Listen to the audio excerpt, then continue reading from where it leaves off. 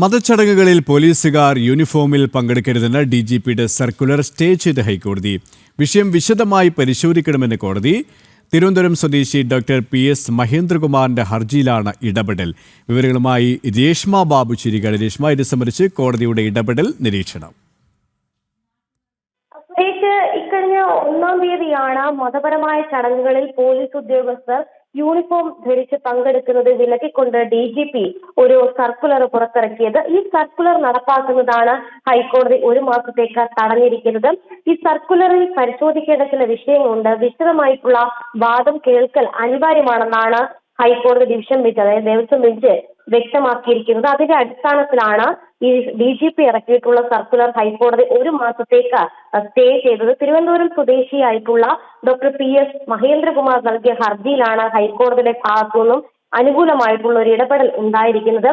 മതപരമായിട്ടുള്ള ചടങ്ങുകളിൽ ഔദ്യോഗിക ദേശത്തിലെ പോലീസ് സാന്നിധ്യം അവിഭാജ്യ ഘടകമെന്നുള്ള ഒരു വാദം ഉന്നയിച്ചുകൊണ്ടാണ് മഹേന്ദ്രകുമാർ ഹൈക്കോടതിയിൽ ഹർജി നൽകിയത്.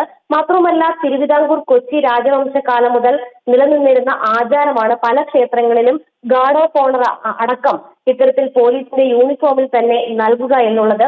DGP ഇത്തരമൊരു സർക്കുലർ ഇറക്കിയിട്ടുള്ളത് ചരിത്രപരവും നിയമപരവുമായിട്ടുള്ള കാര്യങ്ങൾ ഒന്നും തന്നെ പരിശോധിക്കാതെ ആണ് എന്നുള്ള വാദമാണ് ഹർജിക്കാരൻ ഉന്നയിച്ചിരിക്കുന്നത്. 1 മാസത്തേക്ക് എന്തായാലും ഈ സർക്കുലർ നടപ്പാക്കുന്നത് ഹൈക്കോടതി തടഞ്ഞിരിക്കുകയാണ്. സുരേഷ്.